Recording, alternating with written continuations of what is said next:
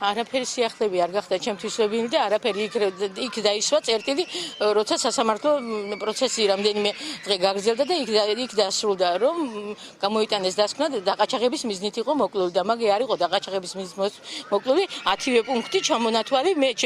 მივმართე პროკურატურასაც პრემიერ-მინისტრს 10 პუნქტია ეკა რომ ის ბავშვი არის რელიგიურ ნიადაგზე მოკლული. ძალიან შეშინებული ვარ სახამოს მე ვერც ბავშვებს ვუშვებ და აგერ აქვე ვერ ვუშვებ ვერ გაბობდივარ მეც ვითხოვ თავშესაფაროს რომელიმე მართლმადებელ ქვეყანაში მე ამ ქვეყანაში ვეღარ ვიცხოვრებ.